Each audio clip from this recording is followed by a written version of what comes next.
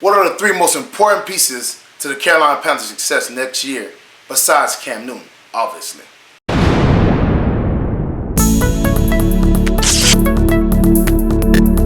Subscribe to my channel and hit the bell icon, so you never miss any video from my channel. Yo! Welcome to LCameraTV. Make sure you like, subscribe, and share some cool things like Facebook and Reddit and Instagram and Rumble.com and wherever else. And guys, we got something to talk about, man. I'm going to break down to y'all the three most important pieces to the Carolina Panthers' success next year, man. Besides Cam Newton, because obviously Cam Newton's shoulder, that's the most important. But there's three other pieces that need to come through for us, that we need to make it shake for us to be good. So we're definitely going to break that down to you guys, man. And we got a lot to talk about. So let's get started. First thing I put at number one for most importantness, besides Cam Newton, obviously, is Greg Little. Now, the second overall pick is more important than the first overall pick. Now, don't get me wrong. I like Brian Burns. I like Brian Burns a lot. I think he's going to be dominant for us. I think he's going to have a big impact for us.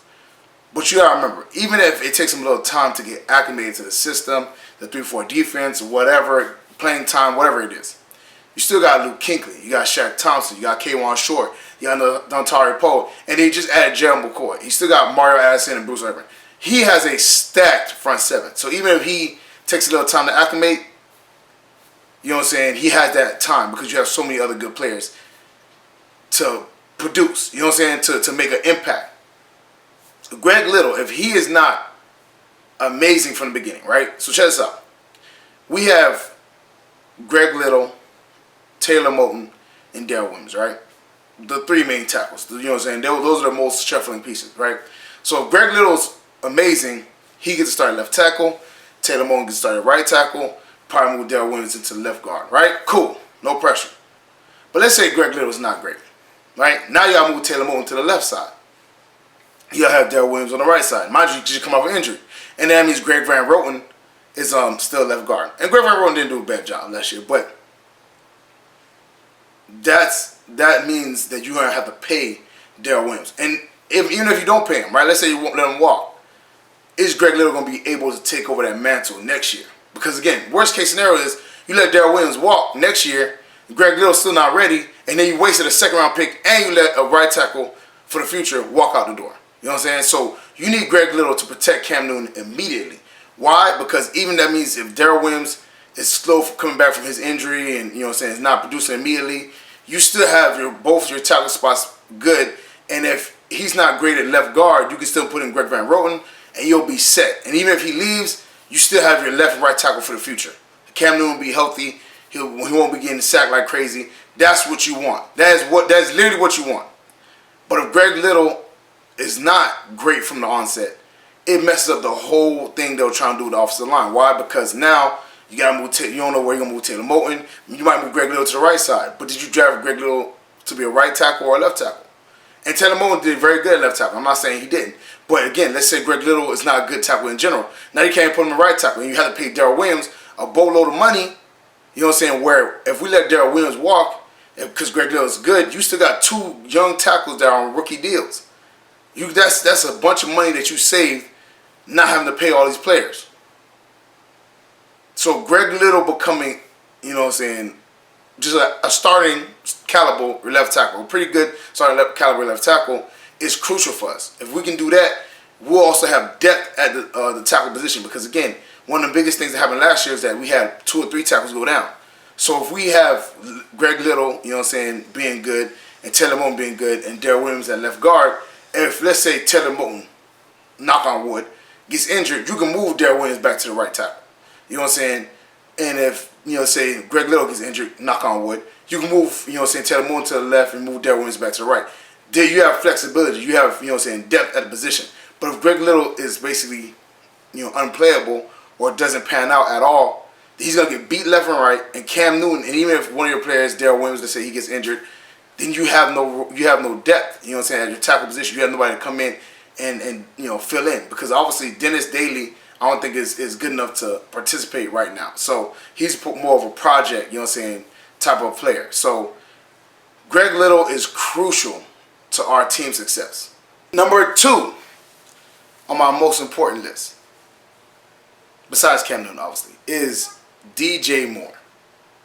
Now the reason why DJ Moore is so important because he is now the guy. He's now the #1 receiver. You know what I'm saying? They drafted him with the first pick to be the #1 receiver at some point. You know what I'm saying?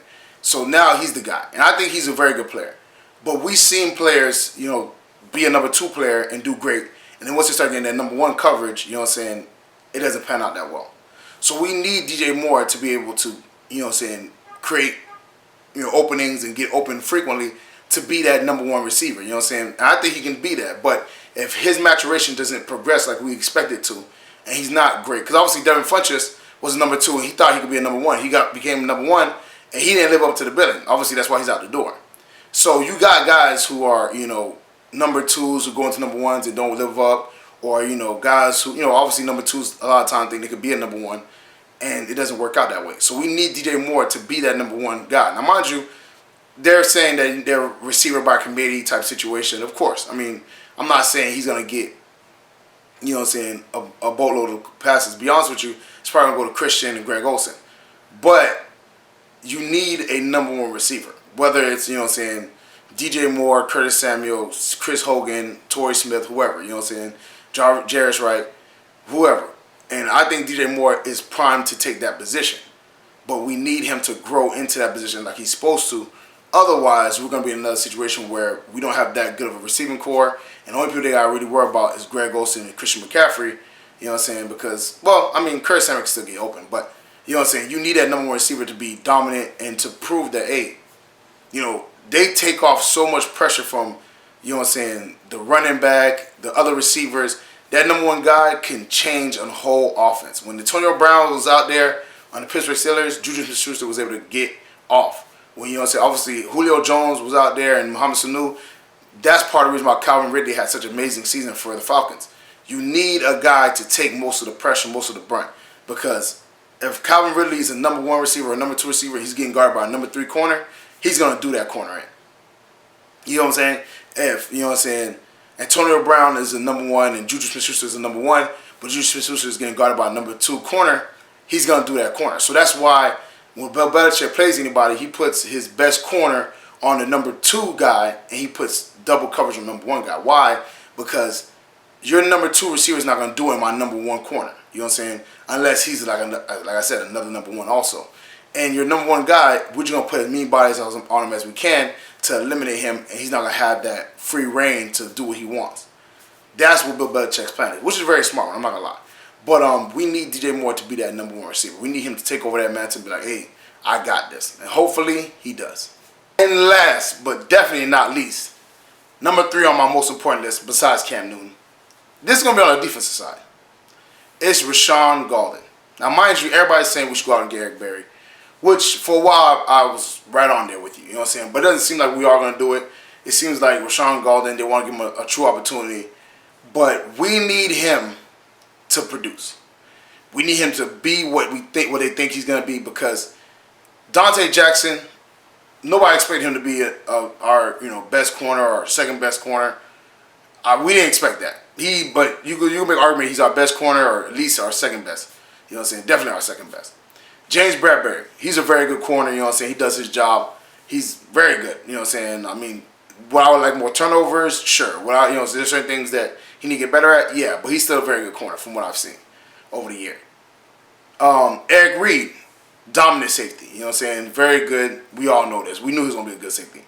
So the only weak link in the secondary would be the other safety position. So that's the place they're going to attack on a consistent basis. Until Rashawn Gardner shows that he ain't, one to play with, then they're going to be in a situation like, dang, where do we go?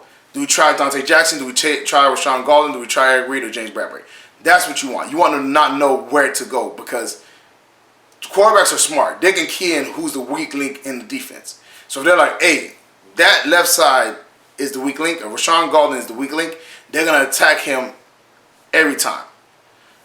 We need him to grow, because if he maturates well, then you're looking like, okay, you can't go in the middle of the field, you got Luke Kuechly and Shaq Thompson. You can't go, over the top because you got Rashawn Golden and Eric Reed. The corners are very good. The pass rush is dominant.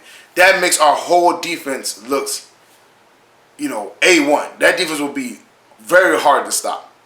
And since they're not going out and getting the Eric Berry, and since they're not going out and doing this other stuff, what they could do, it just, you need him to grow into that position and be good at that position. Because Colin Jones, I can tell you right now, if they see him on the field, they're attacking him.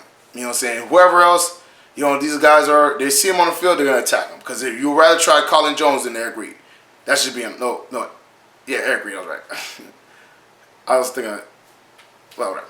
Yeah, Eric Reed. So, you'd rather try him than Eric Reed. So, you need Rashawn Golden to grow into a position and do what he needs to do. So, he's third on my list, but he might be the most important because that defense, I think, is going to be dominant, and you need him to be dominant with it.